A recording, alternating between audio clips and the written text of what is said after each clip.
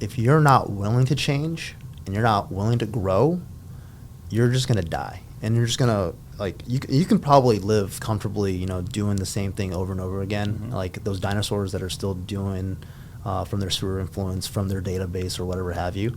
But if you're not willing to, you know, tell your story, bring in, you know, actual inquiries and bring in people that are going to pull you up and then literally talk about things that no one wants to talk about or answer questions on a regular basis, you know, just being out there, being a good person.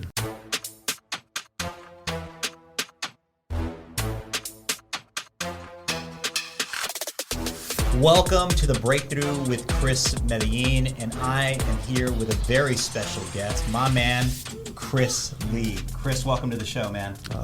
Fantastic to be here, Chris. Awesome. Well, I gotta introduce this guy. So let me first talk to you a little bit about Breakthrough and why we did a rebrand on the podcast. It's because through my journeys in meeting extraordinary people like you, Chris, I've had the opportunity to hear the journey that you've gone through in order to break through to the next level of your career. And, you know, there are all these breakthrough moments that we go through in life. And a lot of times, just before that breakthrough moment, there's something that happens. Either you're pissed off, you're tired, you're stuck. There's something dark that's happening right before someone breaks through, and it's a mental shift that happens to us in order for us to get across that next level. And those breakthrough moments need to be told. And so, Chris, I have to introduce you. You and I were meeting a couple days ago at a happy hour. And before I go into, you know, who you are professionally, I want to talk real quickly. You're a husband, you're a father, you're an Army vet, you're a badass altogether, Purple Heart, CrossFit level 2 coach. I mean, I don't know what it is you don't do, but what you did is you transitioned in the last year into an educator, and you are helping veterans build wealth through real estate and through investing in real estate. And this is remarkable because you entered the market when everybody was running out of the market, which is insane. But you closed over $20 million in volume your first year, and you helped about 15 veterans get into homes. And that's extraordinary. And as you were telling me, they didn't stop there. You helped these guys do something with their lives and with their veteran benefit that they might not have otherwise been able to do. And so when I heard your story, and I was walking into this new branch, I saw this amazing space, and I was like, we got to figure out how to do a podcast right now. And you were cool enough to just be like, let's go, man. So thank you for being here today, man. I appreciate you. Thank you so much. That was a great intro, by the way. Well, so we are in lovely Honolulu, Hawaii, and the weather is amazing. This branch is amazing. And so, Chris, let's start off from the beginning. You know, how did you end up let's start with you getting into the military. Okay. What got you to the military to begin with? It's a really long story, Chris, but I'll try to abbreviate it to like the wave tops, right? My father served in the Army. There's a great amount of discipline, amount of respect I have for my father. He was always involved in my life. He's a very silent, kind of stoic person. And then there's this absolutely amazing amount of respect I have for him and the discipline he built in me with all my extracurriculars and stuff like that. So, amazing human being, amazing man. My mother, an absolute unconditional support for our family as well. I always knew that he served, and like, you know, I had goals and aspirations for other things when I was growing up as a kid. But 12 years old, September 11th, 2001, watch those two planes hit the World Trade Center. And immediately I knew why. You know, being 12 years old, you know, you're like, you don't have that much hate in your heart. But, like, you kind of realize that there needs to be people that need to protect those that can't protect themselves. And so it was weird because, like, I lived in Georgia, right? Very, you know, God-fearing podunk place. Honor and your name is sometimes the only thing that you have, and a very wonderful place to grow up, a very wonderful place to make some of your best friends. Watch some of my history teachers, some of my friends' fathers, uncles, aunts immediately mobilize and deploy to Iraq, to Afghanistan. Watch them fight a war while we're living this great American dream. My parents are the product of the American dream. Blue-collar people, owner dry cleaners my whole entire life. I know the value of hard work, and I understand the value of sweat equity. I think very early on in my life, I knew I wanted to jump out of airplanes, kill bad people, and then and like protect those that need to be protected in whatever way I could. And I know that's a very like aggressive way to say it, but like, you know, I just wanted to be a ranger. I wanted to do the most for my country, and I felt like that was the most for my country. Fast forward, enlisted in the Army, airborne school, ranger school, a couple of deployments. Fast forward, the Army saw fit that I become an officer in the Army. Branched infantry, got to lead men in combat. Absolute wonderful opportunities in my life. Got to deploy for combat operations in Iraq, Afghanistan, and Syria. Got to live all over the world, in Washington, Georgia, California, Germany, and now here in this beautiful state of Hawaii. I've been injured in combat, and it's one of those things where they were ready to medically retire me right there in Landstuhl, Germany, after I was recovering, and all I wanted to do was get back in the fight. So I know the value of never quitting. I know the value of trying to get back in. I had literally thought that the military was giving me my career, and I was going to continue to serve forever, or until they told me no. I met the love of my life here in Honolulu, Hawaii. Yeah. Fun little application on your phone. I don't know if you've ever heard of it. Tinder. I missed that whole generation of the Tinder generation. I missed it. Yeah, it was pretty cool. Yeah. We owed them a really nice letter. But so Tinder does work. Oh, Tinder 1,000% works. So it's great. I was also very upfront. If you couldn't tell from the way I talk and the way I am, like I let you know what I want, need, and I very seldom hold anything back. And I just fell in love with this woman. Her name's Olivia. She's the mother of my wonderful son. But I knew I was going to marry this woman the second date. Like really the first date, but like that second date. But she was going to be there to support me. Fast forward 2017. April 29th, 2017, my best friend in the whole wide world died serving for the 82nd Airborne as a paratrooper, leading men into combat, stepping on an IED, fighting a war that didn't belong to him. And his name's Weston.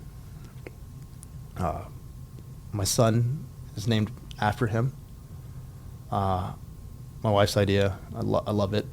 It's hard to like live up to that, and this kid is just absolutely doing it in stride. Weston passed away, and one of the most vulnerable things that I share all the time is obviously take advantage of the time that you have with your friends and family. And you never know when the last time you're going to speak to someone is. Literally, you never know when the last time you're going to speak to someone is. And I had so much guilt in my heart because of this moment. One of the last things I ever told Weston was, "Don't worry, brother. You know, we've all fought. It's okay. You know, I know you're working hard, but it's not like, you know, you're in that much trouble. I appreciate what you do. Come back home real soon. And I told him, I was like, one of the last things I wanted to do was like, hey, I'm thinking about getting out of the Army. I'm at the level of my life. I think we want to start a gym or something, maybe a CrossFit gym or, do something cool. He's 4 years younger than me. He's following in my footsteps. And then he had a real talk moment with me and said, Chris, that's the most selfish thing I've ever heard you ever say. And it hurts because I told him, listen, I was like, dude, you have no idea. I've done my time. I've done what I needed to do. It's my time to get out. And he told me that I owed it to those men. I owed it to the people protecting this country. Don't squander that leadership. Don't squander that potential. This is coming from a 24-year-old young man. At the time, I was 28. I was like, whatever, man. Yeah. Fast forward like a week or two, and he passes away. We were able to respect him, honor him, memorialize him. He's buried in Arlington, next to heroes. And I try to live my life in that high expectation that he set for me. I changed my whole entire life after that. I said, I'm going to go be a commander. I'm going to do everything the Army asks for me until they say no. Successfully led 2 company commands up in Schofield Barracks. Got to do a whole bunch of cool stuff, like bilateral training exercises with some of our partner forces, deterring the aggression of Chinese government and Russian government. Absolute fantastic ways to lead men, preparing them for combat. And I loved every second of it. And then 2020, this pandemic happens. And I've been running. I've been sprinting, being a leader. For the first time in my life, I've had time to spend time with my family. I had a newborn son, Weston. Mm-hmm. And for the first time in my life, I had 90 days of just uninterrupted. No one bothered me. Everything was virtual. Everything was on Microsoft Teams or Zoom. And I got to truly value growing my family for the first time.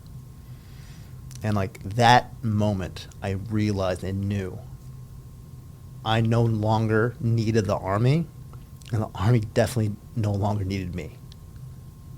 But my family needs me every day, and I need my family every day. And that was one of the greatest breakthroughs and just aha moments I've ever had in my whole entire life. Amazing. And that was the longest intro of military type stuff I could condense it down to. Normally I have to ask 15 questions to get that all out. Yeah. But you had a cadence in the way that you told that story that I think that's exactly what this show's about. It's about giving the listener an opportunity to understand how you got there, right? And really understand the psychology of a breakthrough, and you being 90 days. When you think about all the death, all the bad things that happened during the pandemic, and it's hard to look at all the bright side that came out of the pandemic, and you had a breakthrough moment that wasn't a career, it was, when I think about breakthrough, this is the most interesting thing about you. When I think about a breakthrough, I think about people who are stuck, who get unstuck, and then they skyrocket their career, right? And you may or may not agree with this outsider looking in, but what happened is that breakthrough moment came with you committing to your family in a different way. But through that, then you went on a journey to transfer, into a different career altogether. And this is a guy who was thinking, I'm gonna, go be a CrossFit gym owner. And now you're helping vets in a way that, there's a lot of really great lenders out there, don't get me wrong, and many of them work in this office. But when you approach a vet, you have a different mindset and a different way to connect with them than just your average loan officer who's doing a VA loan. Yep. So I love this breakthrough moment, and thank you for taking that. And by the way, guys, I don't know if I said this. We started filming or we started going through this, and then we had to restart it. So Chris Lee, you can find him on Instagram under My Lender Chris. So please follow him, and you will see his gorgeous mustache. But he has amazing content as well. But let's get back into it. So you go. Well, first off, I got to go back because there's so much I want to talk about, and I want to jump into this transformation into being a lender. But before I get there, to the extent that you're comfortable with it, I want to talk about. You said you were injured. Yep. And you almost quit. What happened? 2013. So originally got injured in 2012. IED blew up my vehicle. I was fine. I was like 100% fine, but obviously Hold on. Got to ask questions. Uh-huh. Where are you? Afghanistan. You're in Afghanistan. Yep. So let's talk to me about that day. Okay. And I want to go through it. Obviously, what month is this? So this was early, like March. Early March. What's the weather like? It's freezing. It's freezing. We're in the mountains, Okay. like right above in something called the Tengi Valley, and then it's just a really shitty place. But this wasn't even the story of like when I really got injured. Like I got hurt, got cut up a little bit, and stuff flying around in the vehicle, and I was fine. But I had a concussion, which is they kind of red flag you. Fast forward, this is September now. So March, now you go to September. Yeah, we were fighting all year round. So right around March time frame, every day our mission was to deter enemy forces away from this main highway, Highway 1. It essentially kind of went straight through Afghanistan, connecting Pakistan with India. And, it's a main supply route, a lot of vehicles. They're pretty much, these victims of opportunity, these targets of opportunity for Taliban to, insert their aggression, insert their influence in a negative way. And so our job was to deter that. Also was to deter indirect fire, which is like mortars, rockets, things of that nature coming into like the main towns and cities that were around Highway 1. I was the platoon leader at the time, in charge of 34 men, some of the greatest Americans that have ever walked this earth. We fought almost every day, close engagements, like very near, and then a couple of my guys got injured, and then I had some friends pass away from the fighting, and it's hard because you just get up the next day and you just keep fucking fighting. So it's difficult, but that's what war is. So you just keep fighting, and then it's like we always like look back on it and always like wonders like, man, if we were there one more month, if we were there one more day, it's like I don't think we would have been as lucky as we were. Fast forward to September, we had just finished this 10-day long patrol. It's essentially moving from one end of the town to the opposite end of the town, clearing these suspected sites where there's been enemy activity. We found caches of weapon systems. We found sensitive information. We found all this good stuff. Fought some, killed bad guys, killed bad people, and then continued moving forward.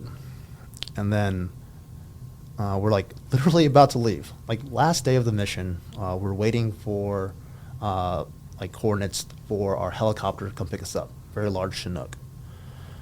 As we're going up, it's in the dark. We have night vision goggles to help us move because we make large movements during the night. We fight at night. We were involved in a very complex, very violent, very concentrated ambush where there was an absolute ton of RPGs, or rocket-propelled grenades, heavy machine gun fire, and then it was very damning. Like a lot of us got injured. I was kneeling next to a building, and in my general vicinity, an RPG had hit and exploded near my head.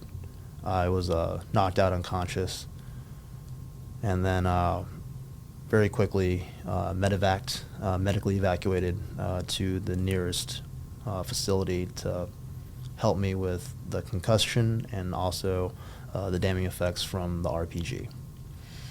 For the next couple of weeks, recovered there in Kandahar, Kandahar Air Force Base, CAF. And then from there, I was transferred up to Landstuhl, Germany, which is one of the best medical facilities in the world. For about a month and a half, I recovered there, and then finally transitioned over to Walter Reed Hospital, and then back to my unit after about 4 months of recovery. Back to unit where? Back in Fort Stewart, Georgia. Okay, so you went back to... I actually, like, my entire company and my entire battalion had... they all redeployed before I got back. Like they knew they came and visited me. I had friends and family come visit me up in the hospitals, and it was good. It was a very beautiful hero's welcome, for sure. And I just loved the fact that, like, the whole time I was recovering, they wanted to, like, medically retire me, and I was like, absolutely not.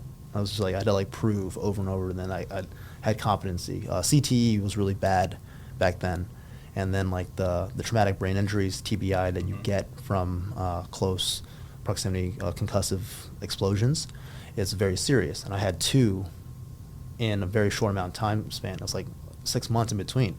You know, it's like a punch-drunk boxer, you know, fighting within 6 months of each other, and then who would ever do that? He gets Parkinson's. Yeah, you know, like, so it was kind of scary. I knew I was fine, but the simple fact that, like, I had to, like, really prove myself and really be on my P's and Q's about, like, hey, I'm going to trust the recovery process. I'm going to give my brain time to heal. I'm going to give my body time to heal. And then, you know, it was good. It was a weird time period too, because, like, literally 2 years prior, like in 2011, 2010, like, and I'm never going to talk shit about the Army, but, like, they didn't really take care of their veterans and their war vets back then. Not when it was, like, really heavy fighting season stuff. Mm-hmm. And then it was like, okay, like, a lot of our guys are, like, killing themselves. A lot of our guys have these, like, undeniable, like, debilitating diseases because of how close they have been to explosions and have really messed up their internal organs, like everything. Mm-hmm. And then, so it was like one of those things. Like, I always thought I was too tough for that, and then I am not. I am definitely vulnerable, and I want people to know that you can be vulnerable, that you can ask for help, that you are not made of steel, and that you shouldn't be coated in Teflon. Like, you should accept and receive information like a sponge and receive help like a sponge. That's amazing. Chris, when this explosive went off next to your head, and you immediately were out, right? You're passed out. You get medically evacuated. What was the timing of that? Because it's like you're in the middle of an ambush. Mm-hmm. You're out. Do you know how long you were out before you wake up and you come to your senses? Are you in a helicopter? I woke up immediately, and okay. I was just, okay, we got to fight. So we fought. So you kept fighting after this? Oh, yeah. Okay, so you missed this. This is important. So yeah. And then how did you guys get out of this ambush? Oh, so we had to kill them. Yeah. And then we found out very quickly that, once you run out of ammo, it's like it's pretty easy to win. And then so we had to hunker down for a while, fight back, and then we finally got the support we needed from our higher headquarters with close combat aviation support, things like that. And then we were able to get extracted out. How long did that take from moment to the injury to you're on a helicopter? Probably a couple hours. Couple of hours. Yeah. And what then, are you feeling? Adrenaline pumping through your veins? Is this like you don't even realize that you're in pain at this point? Yeah, I was like, I'm fine. I was just like, oh, I thought I fell down. Like I was like, oh, I didn't realize the explosion did anything. Wow. And then, you're bleeding, and, like, you're kind of like, okay, I'm not like losing like huge amounts of blood or anything. Yeah. So you're just like, I'm fine. I'm 100% fine. And then doc checks you out, does the exams, and then I don't like to really mention this that much, but like because I really don't want what happened to like be a reason for people to like second guess my opinions. But like I had post concussive seizures right afterwards, and like they were very tiny, almost like epileptic, right? And then like the smallest triggers of just like hyper focus and just hypersensitivity to things, and it was like a couple hours later, like I was on the floor in like a post concussive seizure, and we're all back. Do you think this is all after the adrenaline wore out? You're in a 1000%, different space, yeah. and now your body's like telling you it's time. If it would have been crazy, like if you had like a heart rate monitor on or something like that, or some type of vital signals. Like I know that's crazy back then, but like I can only imagine like how fast my heart was racing, like what the fight or flight response was doing to my body. Yeah. That just kept me focused. And even through all that, you stayed in the Army for how much longer? 8 more years. 8 more years. You are a hero, my friend. I appreciate it, man. You thank you for your service. And you know, you come out, right? You decide that you know, you go through this breakthrough, you know, moment where you say, okay, you know, it's time for me to transition out of the military. And for anybody who knows anybody in the military, that's probably one of the hardest and scariest thing that people do, is transition into civilian life. And, you know, tell me about that moment, because I'm pretty sure you had a number of ideas, and then here you are, you know, figured out a way to make purpose of your life and be able to build wealth for yourself as well, and serve, you know, the community and the military community the best way you know how. So let's talk about that a little bit. I'd love to, actually. You're 100% correct, Chris. It is scary transitioning out. It is unnerving, especially like because you don't know what's on the other side. You don't really know. Like the last job I had before the Army was working at my parents' dry cleaners. Yeah, so you almost went from like just extreme entrepreneur type of hustle, right, and grind, because that is a grind to do what you were doing with your parents, and then to go into the military, which is a whole different, completely different mindset. Mm-hmm. Now you're out, and it's like, what do you do? Like, what can you do for like it's crazy. It's all. I mean, and this is probably a really bad analogy, but the best way I could say it is like somebody who gets out of jail, who's been in prison for a long time and has to like transition into normal life. It's like you have all this optimism. Oh yeah. But is the world going to accept you? You know, the way that they should, right? And are you going to be okay with it? So tell me about this. This is so interesting to hear. It's funny that you say like you analogize it with jail, because we make fun of it all the time. Like, you know, serving our sentence, you know, a 3-year, 4-year commitment or whatever. Yeah. Obviously, I extended mine to 14, but it's it's one of those things. Like, if people do become kind of institutionalized. Like, if I know a lot of people, if they didn't have the Army, they would have nothing else. Mm-hmm. That includes family. That includes like a social life. That includes like a personality. Yeah. People are one-dimensional that way. So I'm glad that they have the Army at least. But Army was, I know this is not the same story for most people. Mm-hmm. My leadership was 100% supportive of me. My commanders loved the fact that I had a plan. My commanders knew my potential. They did not worry about what I was going to do on the other side, because they knew that I was resilient, resourceful, and ingenious in the fact that I'd find something to do and be good at it and get paid for it. Sorry to interrupt you, but is it normal that your commanders would be nervous about somebody transitioning out and say, hey, I don't know that this is the best time for you? Like, there's discussion about this. There's typically like a selfishness, right? There's like, you don't want to lose your best leaders. You don't want that talent to go away. But if you're like genuine, and I had a good reason. Mm-hmm. I had a family. I wanted, I knew what the next 3 years were going to be. I was going to move 3 times to really terrible places. no offense to those who are stationed in Fort Leavenworth, Kansas, or Fort Hood, Texas, or Fort Polk, Louisiana, but those places suck. They're not fun to be in, live in, or grow a family. And I wouldn't be growing a family because I'd be working like crazy. I knew what field grade leadership was going to be, and then it was going to take up most of my time. I was going to blink, and my son was going to be 5 years old and never have hung out with me because Daddy was always working. So, but with that being said, my leadership loved that I had a plan. I also gave back. I didn't have to take that second company command. I didn't have to be that servant leader, but I chose to, and I knew that the service that I was going to give back, they were going to reciprocate with me having that easier transition out than most. Interesting. So it was kind of like give a little up front to get a little on the back end. I did take advantage of an amazing program that the Department of Defense does. It's called Skill Bridge. The Army calls it Career Skills Program because they're difficult, and then they like to name things, even though there's a synonymous thing amongst all the other branches called Skill Bridge.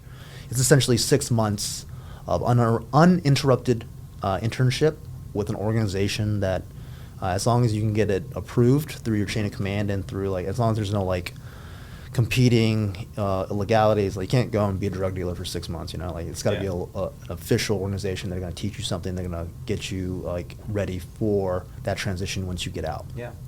I had got a full 6 month internship working with Jeff Howard, our branch manager, working here at this wonderful company, and then I got to learn a lot through my mentors, like my loan officer friends and buddies, and they taught me so much. But I will say, that's when the mortgage industry was good.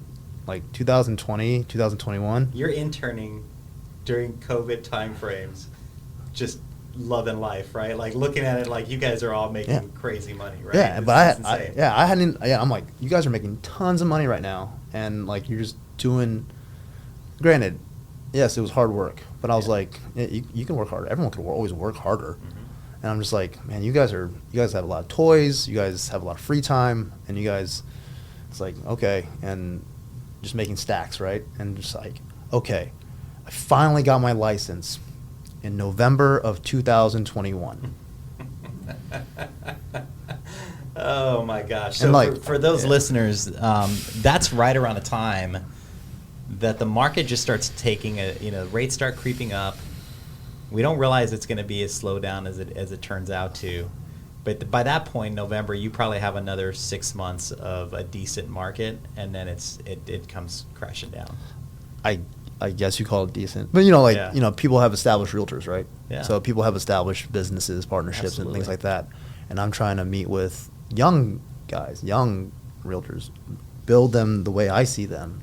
Trying to give them knowledge, inculcate that type of partnership from the ground up. And those that were late to the game getting a real estate license, well, they're watching their predecessors. Their business slows down, so they're not giving stuff away anymore. They're not co-listing anything anymore. Anything, right? They're absolutely not. Okay, they gotta fend for themselves now. Mm-hmm. They've become this. It got to the point where,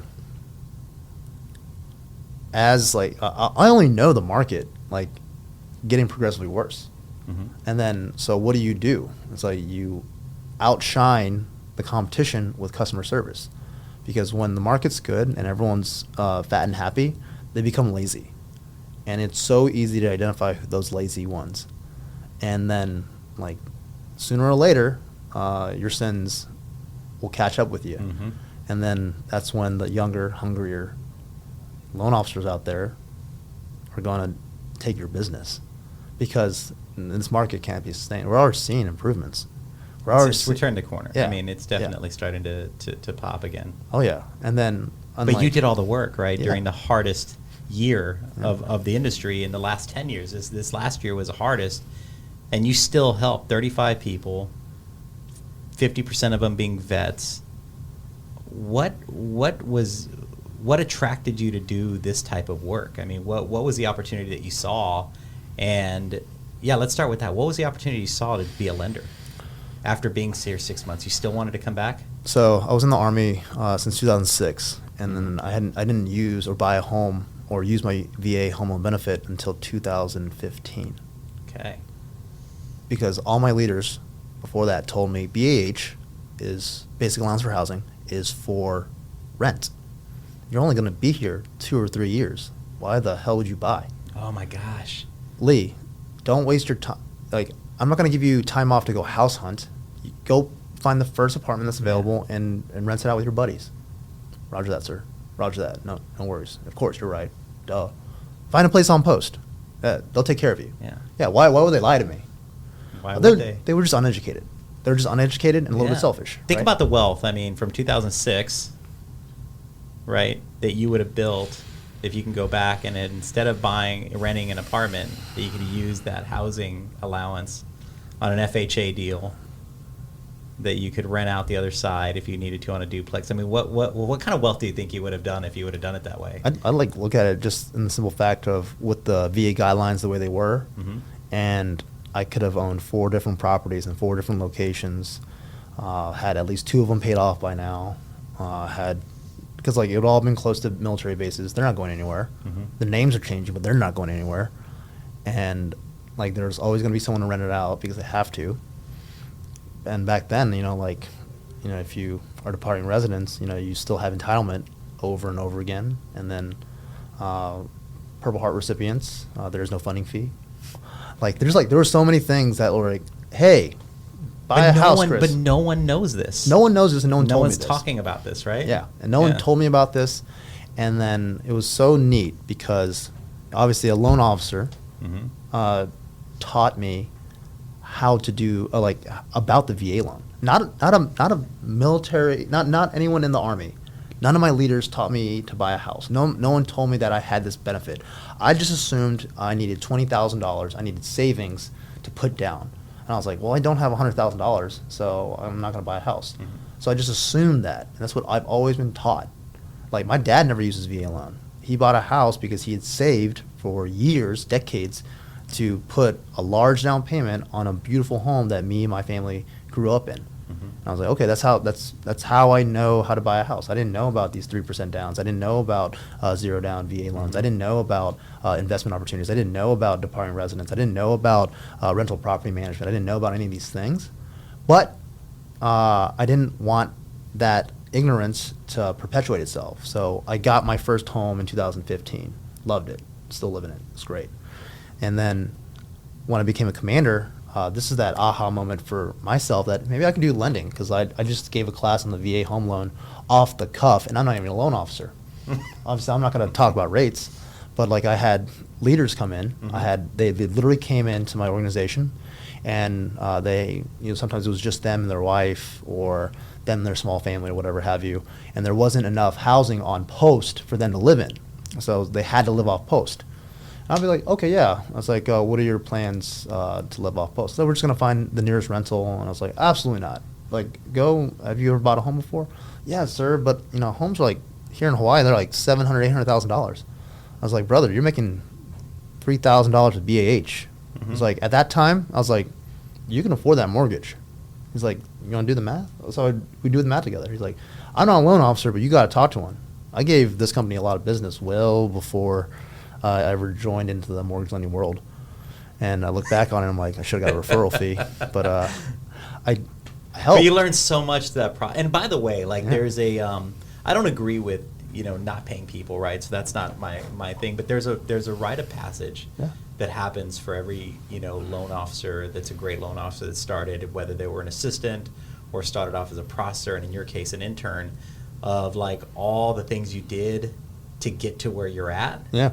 It almost makes you appreciate it more. Oh, yeah. But it also helps you become a better leader, because you now can say, I'm not going to do what I did to me to somebody else, or what happened to me with somebody else. But it's a rite of passage. I mean, in fact, most of the things you learn is by mistake in this business, or all the times you get burned by not knowing something, or not looking at a document, or scrutinizing it the way that you should. But I do appreciate that rite of passage that you did, because it's made you an amazing loan officer. I appreciate that, Chris. And then, I believed I am a tactical expert. Like, I know tactics, I know leadership, I understand that if there's a problem, I can solve it. No matter how complex the problem is, I can solve it. And then I used to inculcate that to my other leaders, my subordinate leaders, my squad leaders, my team leaders, my platoon leaders, my lieutenants, whomever. And the only time I ever got like a thank you letter or a phone call back of like, hey, Captain Lee, thank you so much for your service. And I never got that. I was like, Captain Lee, guess what? I was like, what? It's like, remember that house in Eva Beach that you made me buy? I was like, I didn't make you buy a house, bro. He's like, but I bought it. And then I'm really happy that I lived in it. My family was really happy that we live in it. I was like, that's awesome, man. It's like, well, yeah, obviously we're PCSing. I was like, permanent change of station, moving to another duty station. I was like, that's awesome, brother. Like, tell me more about that. And he goes, I just sold the house for $1.1 million. I was like, you did what? Yeah, I just the title company just gave me a check for $400,000 after I paid, my realtor and all this other stuff. I was like, congratulations, bro. I'm super proud of you. That's well. Yeah, he literally said that he's paid off all of his family's generational debt. Generational debt. Yeah, he got to build a home from the ground up in Fort Walton Beach, Florida, his hometown. Cash. This is why you do what you do, oh, yeah. man. Oh, this yeah. is why you do what you do. And he was such a nice guy, right? And then he gave me this $200 Roost Chris. No plug for Roost. It's great steak, great restaurant, but a $200 gift card. Ever. Yeah, best fries ever. Best fries and ever. then he gave me that gift card and was super appreciative. And I was just like, that's awesome, brother. He's like, and what's crazy is that he doesn't remember who his loan officer was. I was like, you don't remember who your loan officer was? It's like, no, but you're the one that gave me that education. I was like, kinda. It's like, yeah, I was gonna rent an apartment. We were gonna live in a tiny apartment, but you told me to go buy a house, so I did. I was like, fudge. I was like, that's awesome. But that's leadership. It's mentorship, and you think about you've had so many people under your command. You've saved so many lives, and you now have an opportunity to change someone's life by giving them the opportunity. So, over the last year, you went on a journey in probably one of the hardest markets as a new person into the business. Did you find, what was the mindset you had to overcome somebody saying, well, you're relatively new, Chris, to the industry. Why should I be using you? Did anybody ever say that? Or do you just, you're a natural, nothing about you. I literally, up until we did this, you might have told me, and I probably went over my head because I didn't believe you, that you just got into the business, but you're helping so many people, you're doing it amazingly well. But one of the things I can read in talking to you is you're never going to do something that you don't understand how to do. So how did you overcome objections, or did you just have enough confidence to get through it? Honestly, Chris, not to insult our profession is not that hard. It's not that hard? It is not that hard. The rules, regulations, they're there. It's black and white. There's wiggle room here and there, right? If you have a problem, you can figure it out. There are people above you that can answer questions for you. I've never been afraid to ask. I've never had any humility in terms of oh my gosh, they're gonna think I'm an idiot if I ask this question. No, it's like if they don't know the answer, it's if it's not readily available, it's not a stupid question. It's if I can't Google it or and now ask Mello, it's really not that crazy of a question. And I have no reservations making a phone call. I had no reservations interviewing realtors that I thought would work with me. I had no reservations telling my story. I used to. And I know that, especially if you're a salesman, because at the root of it all, we're salesmen. I know that if you're not willing to change and you're not willing to grow, you're just going to die. And you're just going to, you can probably live comfortably, doing the same thing over and over again. Mm-hmm. Those dinosaurs that are still doing from their sphere of influence, from their database or whatever have you. But if you're not willing to, tell your story, bring in, actual inquiries and bring in people that are going to pull you up and then literally talk about things that no one wants to talk about or answer questions on a regular basis, just being out there, being a good person. And then I just find it difficult because people like think of it as work. If you don't treat it as work, it's like, hey, my intent is to have X amount of veterans this year. My intent is to help out X amount of families How many this vets year. do you want to help this year? I want to do 60 transactions this year. And I want 40 of them to be military. I want them to be. But you don't stop with just that. And I'm sorry, I bounce around a little bit, but Yeah. you don't stop with just helping a veteran with just getting the mortgage. You've gone further on that. Talk a little bit about some of the things that you've done to help, your brothers and sisters with that transition and buying a home and helping them use benefits that they may not have known they had. Oh yeah, especially those that are serving, active duty serving. Like a lot of them, this is like their second or third duty station, and it's crazy because they're just like me. They first time they bought a home was here in Hawaii, so I was like, oh my gosh, you have a great opportunity. Well, if you didn't know this, you probably don't know about the other things that you have available to you. Did you know that you can get a grant that will help pay for your spouse to go to college while you're still serving? Did you know that you could sign up for online classes for free and get a bachelor's degree? Did you know that, hey, if you've served X amount of years, 6 years, and you're going to serve another 4 years, you can take your post 9/11 GI Bill benefits, which is free college, tuition and board, room and board, and give that to your child or give that to your spouse. And I can show you how. For my guys that were transitioning at the same time, and this is great because I have two great borrowers that were transitioning out of the Army. Both of them were in the Army, transitioning out of the Army. And I was like, oh, that's awesome, brother. It's like, have you, gone and done a VA claim yet? Department of Veterans Affairs claim for, compensation, pension, stuff like that.